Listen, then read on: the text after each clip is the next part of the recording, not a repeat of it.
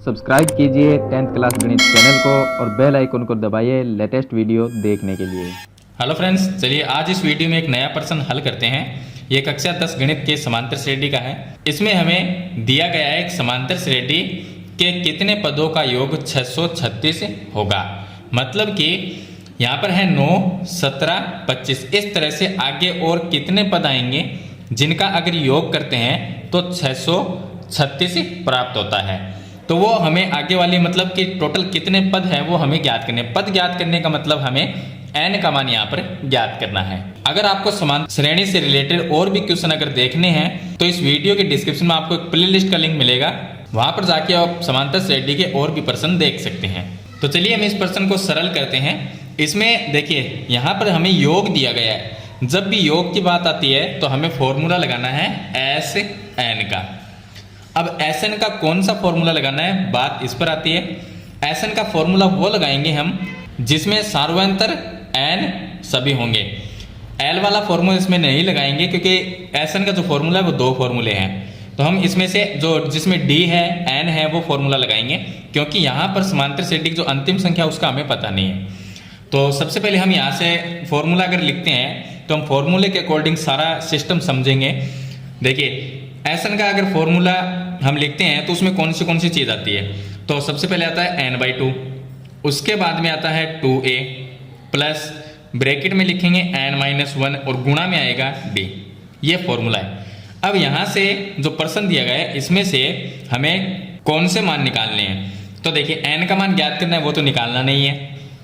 S N का जो मान है वो हमें 636 दिया गया है, क्योंकि एस एन क्या है, एस एन है समांतर श्रेणी का योग। तो योग हमें पहले से दिया गया है 636।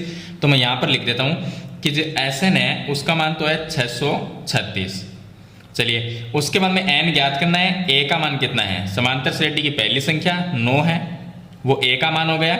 उसके बाद में डी है सार्वंतर, तो डी का मान दूसरा पद माइनस पहला पद कर लेते हैं। तो 17 माइनस अगर हम 9 करते हैं तो ये आ जाएगा 8। तो इस तरह से हम d का मान है निकाल लेंगे। चलिए अब सभी मान को फॉर्मूले में रखते हैं। तो इस सूत्र में रख लेंगे तो एस एन की जगह 636 लिखेंगे, लेकिन जो 636 है उसको लास्ट में लिख देंगे। पहले हम n/2 लिखते हैं।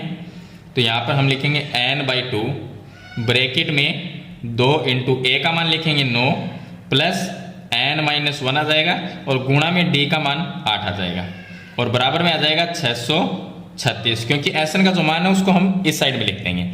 अब सरल कर लेते हैं। सरल कर लेंगे तो n/2 का n/2 लिख देते हैं।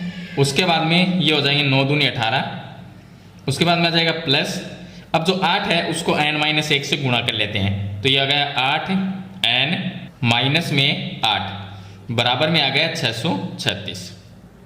अब यहाँ पर आगे और सरल करेंगे तो ये आ गया n/2 ब्रैकेट में देखिए ये 8n है, इसको मैं 8n लिख देता हूँ। माइनस में 8 प्लस में 18 है तो प्लस में रह जाएगा 10 और बराबर में आ जाएगा 636। ये आ जाएगा। अब n/2 जो बाहर है उसको ब्रैकेट वाली संख्या से गुणा कर लेते हैं। 8n को n/2 से गुणा करेंगे तो 8n को n से गुणा किया 8n स्क्वायर हो गया, बट्टे में इसके 2 आ गया, प्लस 10 को n/2 से गुणा करेंगे तो 10n/2 आ जाएगा, बराबर में 636 आ जाएगा।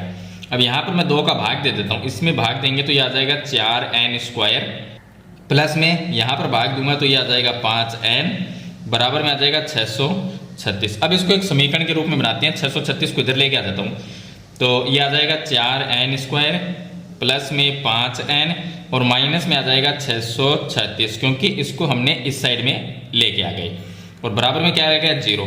ये हमारे पास में एक द्विघात समीकरण है। अब द्विघात समीकरण सरल करने के अलग अलग तरीके हैं। किसी भी तरीके से आप द्विघात समीकरण को सरल कर सकते हैं। पूर्ण वर्ग विधि हो गई, श्रीधराचार्य विधि हो गई, तो इनसे आप सरल कर सकते हैं। तो आपको जो सरल लगे उस विधि से आप सरल कर सकते हो इसको। मैं यहाँ पर आपको श्रीधराचार्य विधि बता देता हूँ, क्योंकि यहाँ पर संख्या काफी बड़ी है, इसलिए श्रीधराचार्य जो विधि है वो सबसे सरल रहेगी। देखिए श्रीधराचार्य विधि में होता क्या है, ABC का मान निकालना पड़ता है। तो A का मान 4 है, B का मान 5 हो जाएगा और C का मान माइनस में 636 हो जाएगा।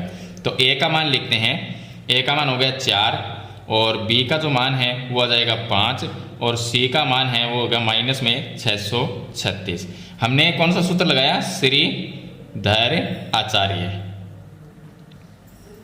श्रीधर आचार्य सूत्र से।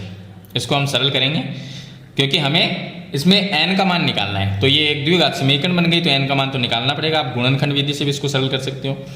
चलिए अब यहाँ पर हम बात करते हैं कि श्रीधर आचार्य जो फॉर्मूला है वो है माइनस में b plus minus under root B square minus 4ac और इसके बट्टे में लिखते हैं 2a, ये लिखते हैं।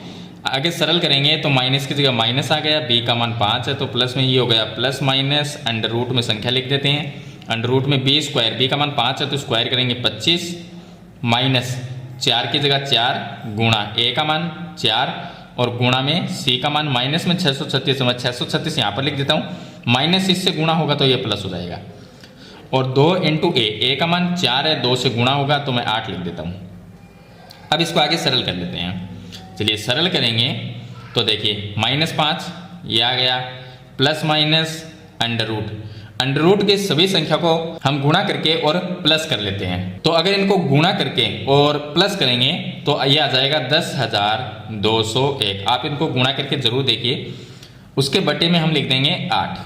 अब इसका हम रूट निकाल लेते हैं। अगर रूट निकालेंगे तो माइनस में 5 प्लस माइनस 10,201 का रूट निकालेंगे तो 101 आ जाएगा, 101 और बटे में इसके 8 आ जाएगा। अब यहाँ पर जो ये हमें संख्या जो प्राप्त हुई है इसको हम एक बार प्लस में लेंगे और एक बार माइनस में लेंगे। तो एक बार अगर हम इसको प्लस में लेते हैं यानी कि -5 और बीच वाला चिन्ह है वो एक बार प्लस में लेते हैं 101 बटे 8, तो इसको सरल करेंगे तो क्या आएगा, देखिए 101 है ये माइनस में आ जाएगा 96 और बटे में आ गया 8, तो यहाँ पर आ जाएगा 12 क्योंकि 12 × 96 होते हैं। अगर दूसरा यहाँ पर -5 और माइनस में 101 को लेते हैं और बटे में 8 करते हैं तो ये आ जाएगा हमारे पास में माइनस में 106 बटे 8। अब इसमें पूरा भाग भी नहीं जाएगा और माइनस में तो n का मान माइनस में नहीं हो सकता है, इसलिए इसको तो हम छोड़ देंगे, यहाँ पर नहीं लेंगे। तो n का मान कितना आएगा, n का मान 12 आएगा क्योंकि ये प्लस है तो n का मान 12। इसका मतलब कितने पद, तो यहाँ पर अगर 12 पद होंगे हमारे पास में इस समांतर श्रेणी के अंदर 3 पद दिए गए हैं, अगर टोटल 12 पद होंगे तो उनका अगर योग करेंगे तो कितना आएगा, 636 आएगा। तो इस तरह से हम n का मान ज्ञात करेंगे यानी कि पदों की संख्या ज्ञात करेंगे। तो आई होप ये क्वेश्चन आपको अच्छी तरह से समझ में आ गया होगा। मैंने आपको बिल्कुल 0 लेवल से बताने की कोशिश की, फिर भी इसके बारे में आपका कुछ सवाल या सुझाव है तो मुझे कमेंट बॉक्स में जरूर लिखें। आज की वीडियो में इतना ही, मिलते हैं नई वीडियो के साथ, तब तक के लिए थैंक यू।